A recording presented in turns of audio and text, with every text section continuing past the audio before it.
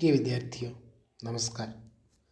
अपन BA द्वितीय वर्ष के दूसरे प्रश्न पत्र भारतीय राजनीतिक व्यवस्था के बारे में अध्ययन कर रहे हैं। बहुत सारी चीज़ों का अपन भारतीय राजनीति के बारे में, जातिवाद, क्षेत्रवाद आदि के बारे में अध्ययन कर चुके हैं।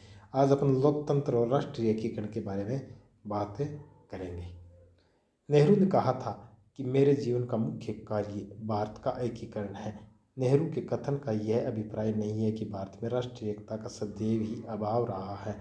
हमारे स्वाधीनता आंदोलन ने राष्ट्रीयता के अंकुर को सींच कर बड़ा किया है। संविधान सभा ने एक राजनीतिक केंद्र की स्थापना की और इस विचार को बल मिला कि हम सब भारतवासी हैं, हम सब का एक ही संविधान है, एक ही राष्ट्रीय झंडा और एक ही राष्ट्रीय चिन्ह है। यानी यहाँ नेहरू ने एक तरह से भारत के एकीकरण के बारे में चिंता व्यक्त किया, क्योंकि भले ही भारत आज़ादी के समय आज़ाद करवाने में राष्ट्रवादी नेताओं ने एकजुट होकर कार्य किया, लेकिन फिर भी अंग्रेज़ों की जो कूट चालों के कारण भारत का 1947 में विभाजन हुआ।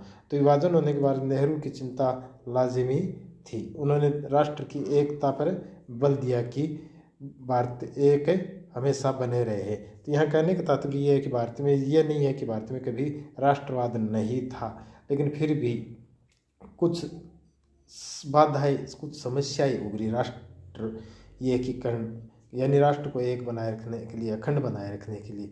तो आज अपन उन्हीं बाधाओं को, उन्हीं समस्याओं के बारे में चर्चा करेंगे कि राष्ट्र की एकता में कौन कौन सी बाधा है, कौन कौन सी समस्याएं हैं जो अपने अखंड भारत को बिखेरने या विभाजनकारी प्रवृत्तियों को उभार दे रही है।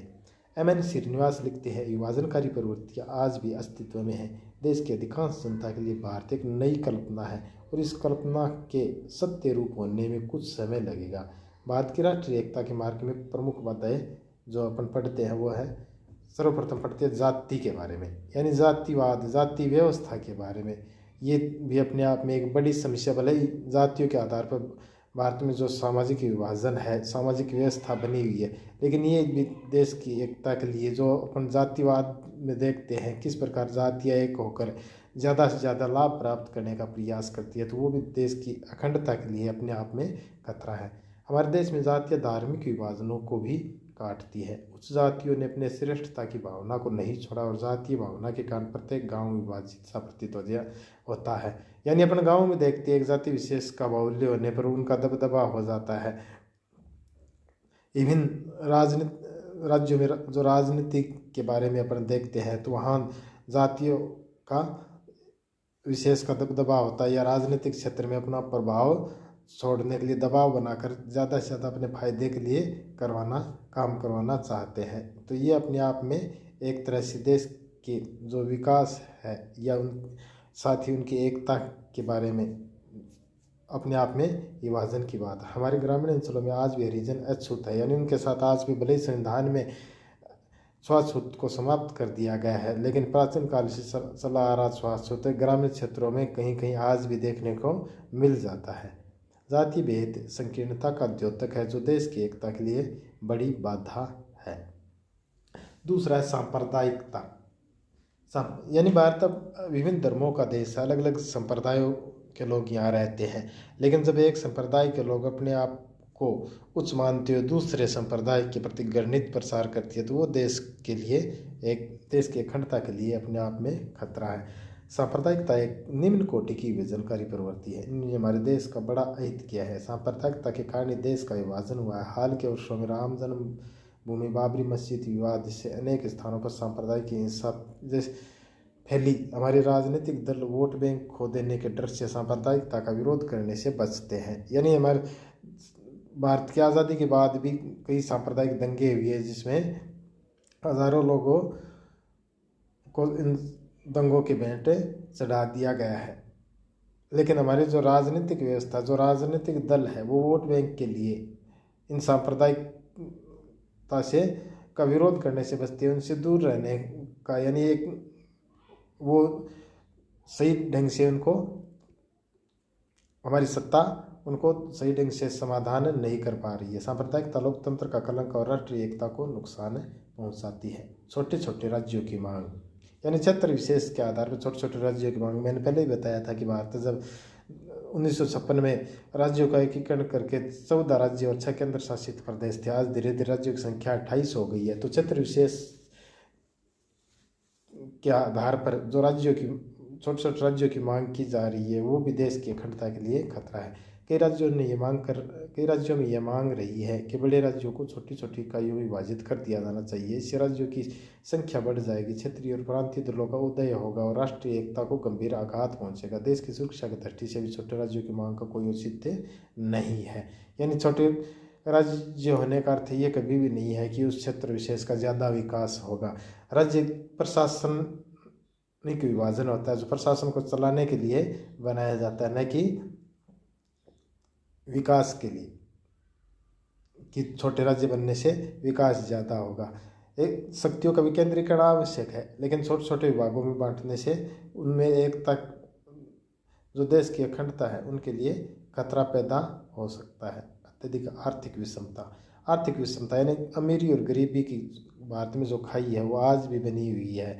तो ये भी अपने आप में राष्ट्र के लिए एकता के अक्षुण्ण बनाए रखने के लिए खतरा है। आर्थिक विषमता भी एकता के विरुद्ध वातावरण उत्पन्न करती है। गरीबों और श्रमिकों में ही नहीं, मध्यम वर्ग के लोगों में भी शोषण के प्रति विद्रोह की भावना उत्पन्न होती है। जब देश व समाज में एक वर्ग के लोगों को दूसरे वर्ग के लोगों के प्रति द्वेष और विरोध की भावना उत्पन्न होगी तो राष्ट्रीय एकता कभी अक्षुण्ण नहीं रह सकती। भाषागत विभिन्नता, चूँकि भारत में विभिन्न भाषाओं वाला देश, अलग अलग भाषाएं बोली जाती है, अलग अलग क्षेत्रों में बोलियाँ भी बोली जाती है, तो एक भाषा विशेष को ज़्यादा महत्व देना भी अपने आप एक अखंडता को खत्म करना है। भारत में भाषा की समस्या निराली है। हिंदी के कट्टर समर्थकों ने अपने जोश से दूसरी भाषा वालों को नाराज किया है। उनके मन में यह भावना घर कर गई कि हिंदी देश की अनेक भाषाओं में से एक है। देश में अहिंदी क्षेत्रों में असंतोष उत्पन्न हुआ। दक्षिण भारत के जो राज्य है जो अहिंदी भाषी है, तो उनको ऐसा महसूस होता है कि हिंदी हमारे ऊपर थोपी जा रही है। हिंदी देश की एक भाषा कभी नहीं बन सकती। हिंदी भी अन्य भाषा की तरह एक भाषा है।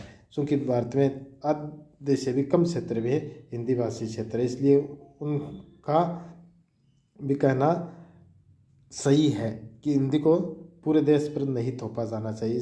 तो ये अगर हिंदी को पूरी तरह से थोपने का प्रयास किया जाता है तो वो, और उनका जो विरोध उभरता है, तो वो भी देश की अखंडता के लिए खतरा है। राजनीतिक अवसरवादिता, देश में राजनीतिक दल जाति, धर्म, भाषा आदि के बल पर चुनाव जीतने का कोई भी अवसर हाथ से नहीं जाने देना चाहते। राजनीतिक दल क्षेत्रीयता की संकीर्णता को फैलाते हैं।